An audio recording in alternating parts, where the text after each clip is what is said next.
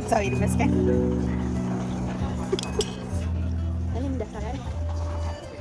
ፒራሚድ ሆቴል ላይ ያለ በጣም ቆንጆ ቡና ነው የሰጡት። ቡና በጣም ነው የጣፈጠው ለመናገር ቆንጆ ቁርስ ነው። አልበላነውም እንጂ ያልበላነውም የጠዋት ስለሌለ አልበላነውም። እኔ በፍላት ቃለ ድመት እየለገሰች ነው። ከዛ ቡኛ ታይ ኢየሱስ ይላል። አይንም እንትሉናስ እኔ ለቲክቶክ ለዩቲዩብ እያል